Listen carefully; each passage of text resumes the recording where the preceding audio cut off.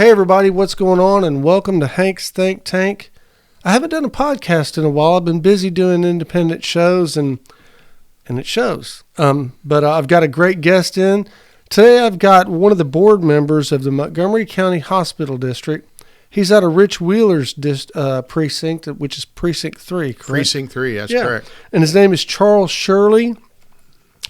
Impressive guy. He's got quite an extensive resume. I'm going to post a lot of this stuff in the description so you guys can check it out.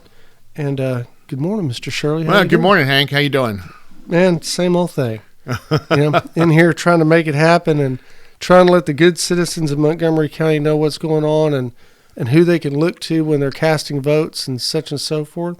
So this is your first term, correct? This is my first term on the hospital board. Okay. I was elected in November of 2022, and I'm in my third year. Great. And you're the treasurer, correct? I am the treasurer of the board, yes. Okay. How many members are on that board? There are 7 members on the board. That's correct. They 4 of them represent each of the different precincts in the county. Mine, as you pointed out, mine is Precinct 3. But we also have 3 members that are voted at large. So it makes up the And so those are county-wide positions, Those 3 positions are county-wide. Wow. That's correct. Okay. And in every election, in one election, there's 2 of the county-wide, and then in one election, there's 1 county-wide. So. Okay. How often do y'all meet? We meet once a month. Okay. Some months, though, we meet more than once. For example, in September, we'll meet more than once just because we took our vote to set our tax rate. Okay. And sometimes we have a special meeting if there's something that is very important that needs to be taken care of, and we'll have a short meeting to deal with that issue. But for the most part, it's once a month. Okay, cool.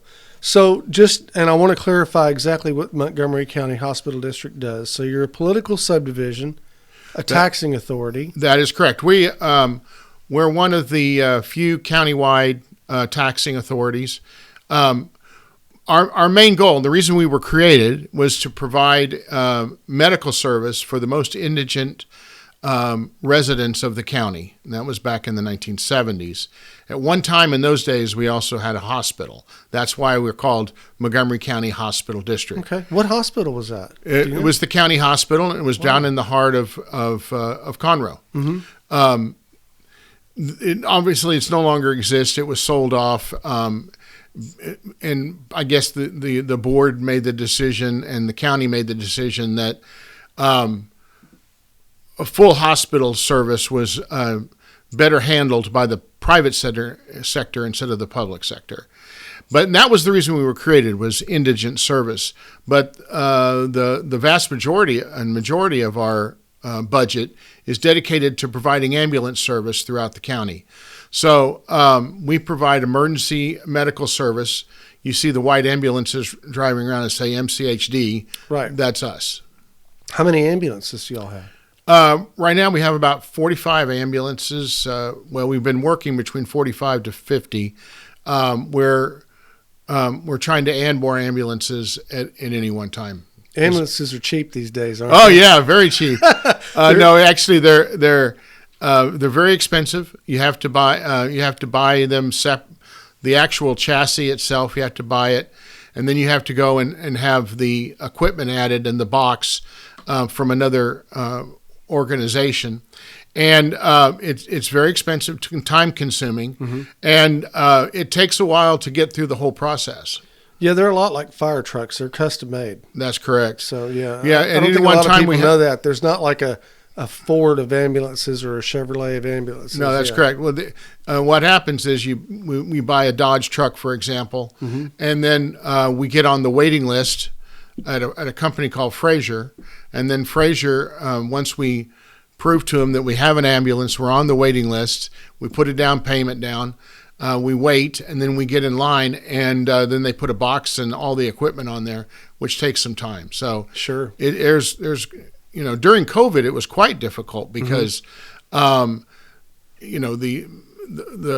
The time frame from getting on the wait list from buying the chassis, getting on the wait list, and getting an actual ambulance delivered to you was quite extensive. Yeah. It'd be way over a year. So Well, is it still those that? time frames have shortened, but nothing like it was during COVID. Man, that's crazy.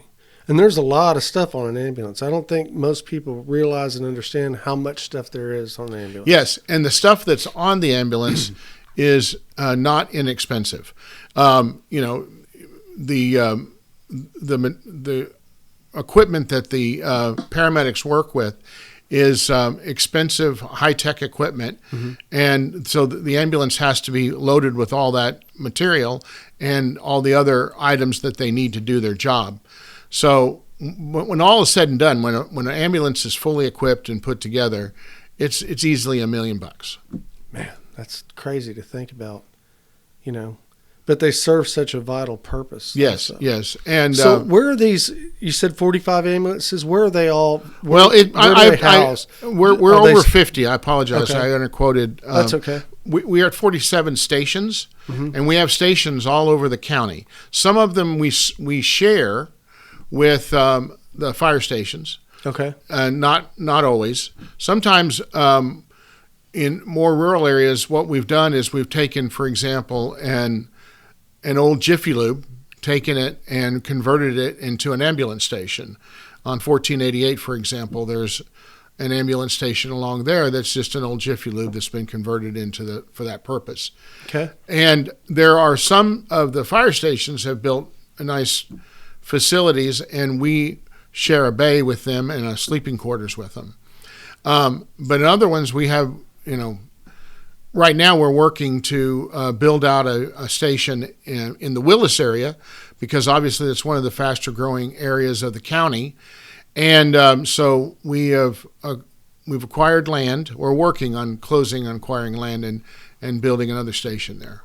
Yeah, growth's been a big thing here in the county. Well, while I've been on the board, the number one issue is managing, keeping the ambulance service up to date with the growth of the county. And, coming up here, I noticed how much Little Splendora has grown. It's crazy. And it's not just Splendora. It's all over the county, South County, North County, up by the lake, and Magnolia, of course.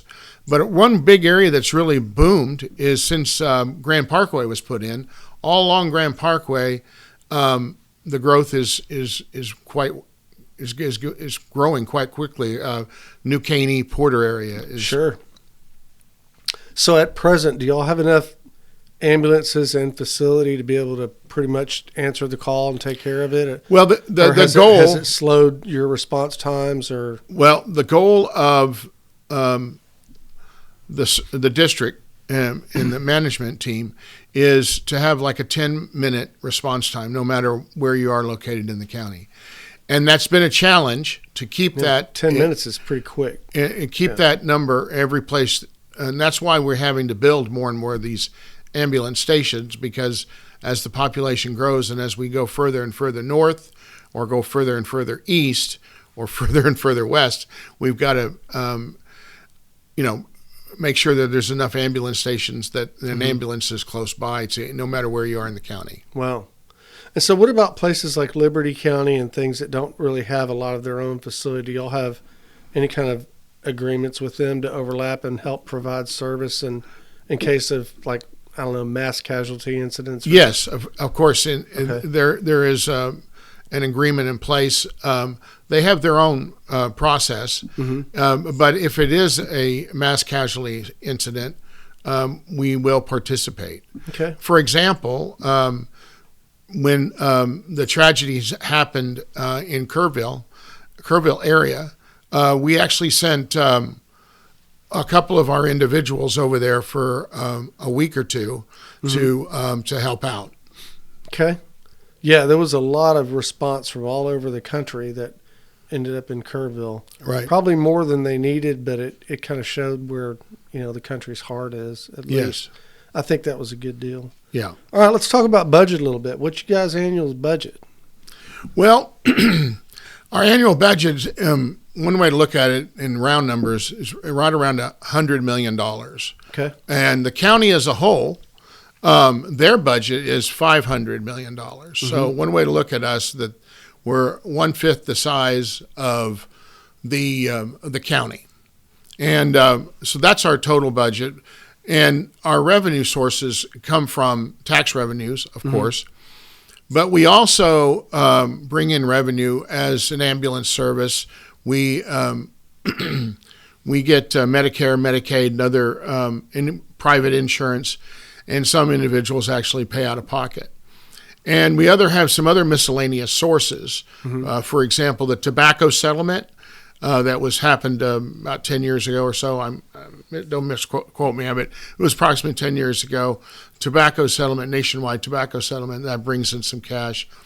We also provide all of the emergency service agencies.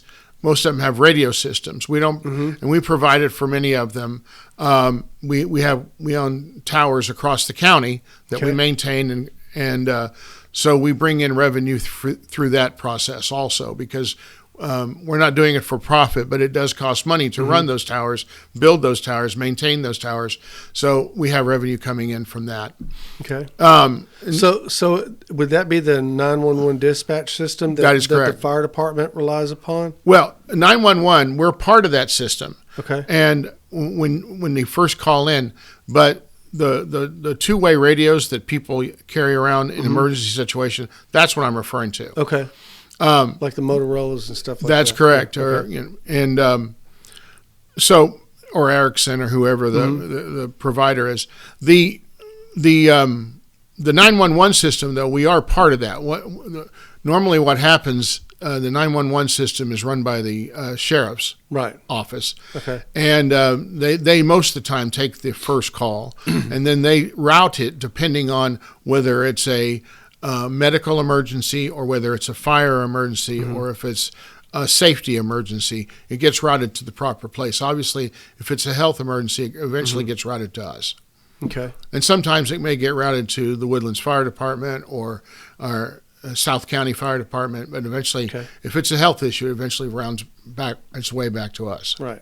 Now, you mentioned that you're a taxing authority, so I assume that's property taxes, correct? Yes. And so y'all have a special carve out. So in other words, it's a lot like the school system. It's not just thrown in with the rest of the property taxes. There's actually a carve out for Montgomery County Hospital District. That's correct.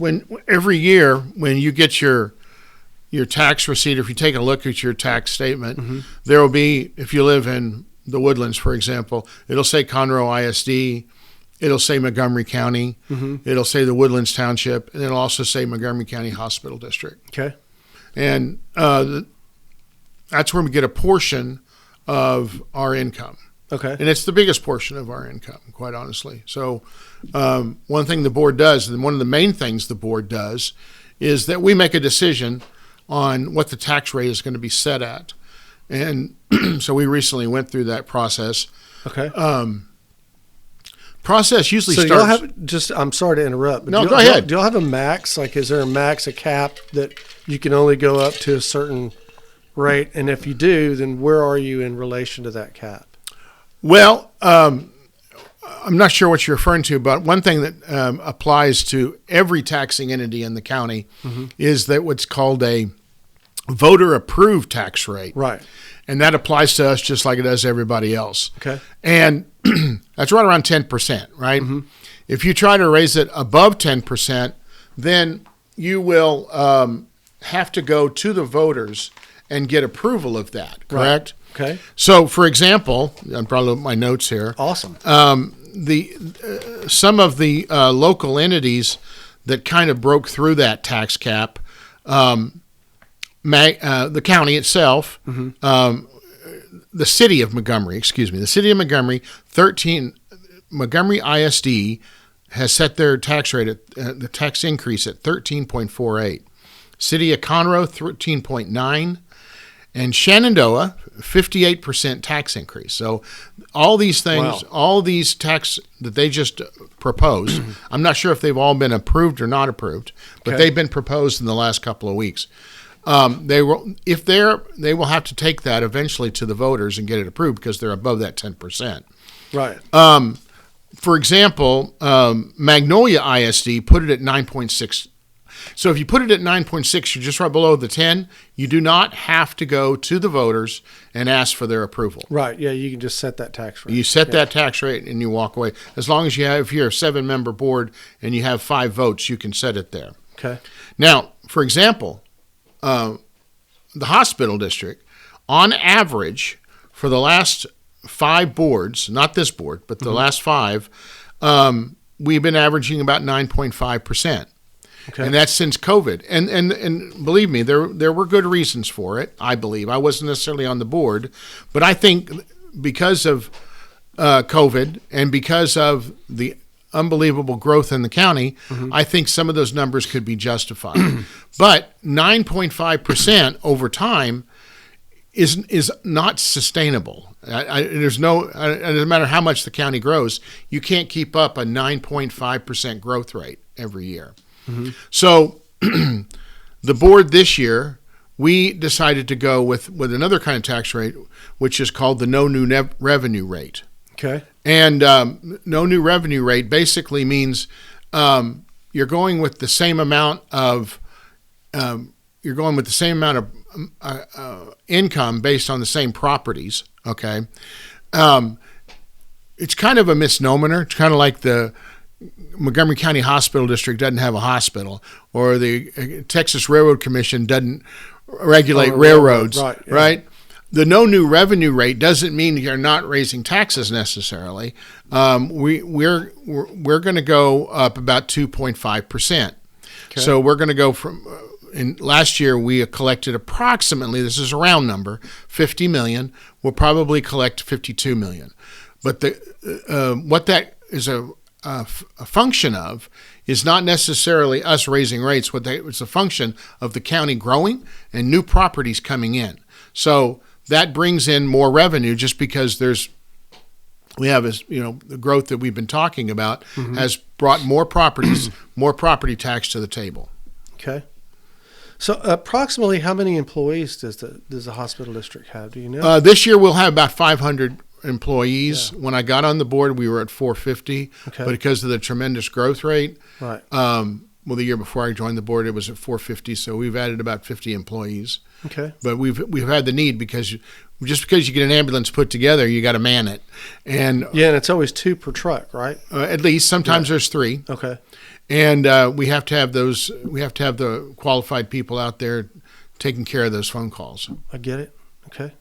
One thing that I have noticed that I've always been curious about, and actually it happened to me. I had to call an ambulance a couple of years ago. I got really sick. Thought it was COVID. Turned out to be the flu. But I was in distress. I had trouble and had to call an ambulance. But I got a bill after, and I was like, wait a minute. This comes out of my taxes. Why am I getting a bill? Right. So, as I indicated to you, we have 3 sources of income. Number one is the tax revenue, but and we also have miscellaneous sources like the tower and tobacco settlement, things like that. But we also do charge for our services. Okay. Now, a large percentage of our folks do not pay the bill for whatever reason, because like we said from the very beginning, our number one goal and the reason we were created was to provide services for our most indigent folks. So we do charge, and we do collect Medicare, Medicaid, and private insurance quite often. Okay. Yeah. So that helps to just alleviate the cost of what you guys have. Yeah, I don't. Without the Medicare, Medicaid, and other federal sources, and without the private insurance, we wouldn't be able to operate the ambulance service. And by the way, that's the way it is in most of the large cities in Texas. They're not necessarily countywide. Harris County has several publicly ran emergency medical services, but and they're divided up in different parts of the county. Right. But once again, they take all 3. They take tax revenue. They also take Medicare, Medicaid, and all the rest. Okay. So when you got on the board, yes, what did you learn about Montgomery County Hospital District that you didn't know, that you thought, wow, I should have known this, but it just came out of left field, maybe. Well, that's a good question. I think the thing that came out of left field for me was the size of the organization, and quite honestly, how organized the management team and how dedicated and professional all the employees are. Mm-hmm. I personally had never had any kind of interaction with the ambulance service when I joined the board mm-hmm. on a personal basis. So, but since I've joined the board, I've been in at least two situations where friends and family have had mm-hmm. to call the ambulance, and every time the service has been excellent. Yeah, they took care of me real well. I was impressed. I mean, made me feel a whole lot better right off the bat. Right. Just because I was kind of freaking out. Yes. You know, I was having a problem breathing and had a real high fever, and I was like, man, you know, I didn't want to kick the bucket that day. Oh, I understand. So, I understand. Yeah, they got me to the hospital, and they were very professional. It worked out really well. Very good. Yeah. Well, where did they take you? I ended up at Kingwood. Oh, okay. So, yeah, I mean, it was just the closest, I guess. Yeah, down 59. And it was late. It was like 1 o'clock in the morning. I mean, I just couldn't sleep, and it got worse and worse. And finally, I told my wife, I said, well, you got to do something. You got to call 911. Right. Yeah. So how do you guys work together with the local fire departments? Because I know a lot of times, like in the event of automobile accidents and stuff like that, it's the fire trucks that show up with you guys. Yeah. So, I mean, do y'all train together and stuff like that, or? Well, they do. They do train together sometimes. Okay. There's no doubt about it, especially for these large emergency mass casualty situations. Mm-hmm. And as I indicated, some of our ambulance stations are located in fire departments. Okay. And so, but when the 911 call comes in, they don't route the call to just one source. If it's a situation that calls for both fire and safety and health, mm-hmm. then they route the call twice. They were routed to the fire department, and they also route it to MCHD. Okay. MCHD's main administrative building is on Loop 336 on the south part of Conroe. Okay. And on the second floor is where we have our 911 unit. The sheriff's office has their own 911 unit somewhere mm-hmm. in Conroe, and City of Conroe Police Department has their own 911 unit. Right. And so we have on our second floor is where we take our phone calls. So when the fire department gets called, wherever it is, and they feel like the dispatch and the individuals feel like that's making the decision mm-hmm. feels like that there's a need for ambulance, then they'll contact both, and that's why we'll end up going at the same time. And so that's where those radios come in handy, because there's communication between the fire department guys and the ambulance guys. There can be, yeah. That's smart, because I mean, especially in some situations, active shooter stuff and stuff like that, you need that kind of communication. Absolutely, because you guys probably wouldn't want to go into a hot zone, I wouldn't think. Well, there's policy in place on that issue for the hospital district. Mm-hmm.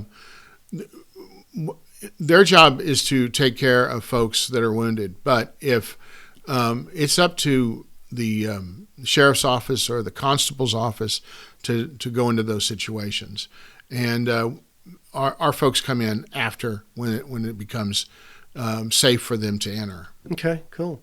Now, the other thing that I was curious about, are there certain boundaries? I mean, like if, let's say I called an ambulance, I said, okay, I want to go to John Seeley in Galveston. Would y'all do that?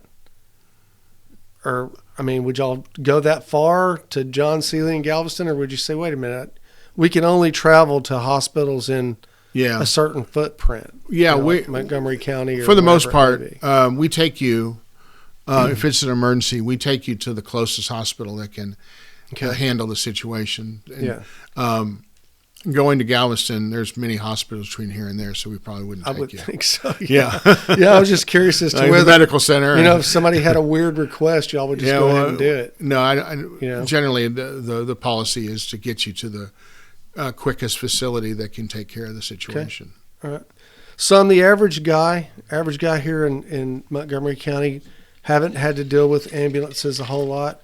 What should I know as just a citizen? I mean, is there anything you can think of off the top of your head that would help me to better deal with the guys when they get there, or whatever the case may be? What should an average guy know? I think that the number one is to remain calm and make sure that if it's you calling and you're waiting, if at all possible, be ready to be moved. And if you can't move, and you have somebody help you, gather up whatever prescriptions you have, whatever kind of medical information, so that when they're there, they can do their job, and then you can get on the ambulance and head to the hospital as quickly as possible. Okay. Yeah, that makes a lot of sense. So is there anything else you'd like to tell us about Montgomery County Hospital District? No, I just want to make the point that I just want to make it very clear that there were a couple of board members who were not happy with the full board making the decision that we would go with no new revenue. And I want to make it clear that I don't know if no new revenue is sustainable. I know that 9.5% is not sustainable long term. And so from our perspective, no new revenue is at least a short-term pullback on that 9.5. Now, I can't speak to next year. I don't know what next year numbers are going to look like. And I'm not going to try to anticipate. I just do know that after 5 straight years of 9.5, basically when you add it up, the taxes have been raised 47%. And we felt like that there was a time, because there was a lot of growth of the tax rate after COVID for many reasons. We talked about the growth in the county. We've talked about a lot of the need for a lot more ambulances and a lot more stations, which just costs money, of course. Right. So I can understand why those decisions were made in the past. But we feel like this is for at least 1 year, we need to pull back and do no new revenue. And just in layman's terms, no new revenue means not a tax increase, correct? It's essentially the amount of tax being brought in goes up about 2.5%. But it's based on the fact that the property amounts have gone up. Okay. So, like I said, we're going to go from 50 million to 52. So it's based on growth and appraisals. That's correct. Okay. And it's below what the anticipated growth and inflation is this year for Montgomery County. When management team put together the financials, they argued that the county is going to grow plus inflation about 7.5%. Okay.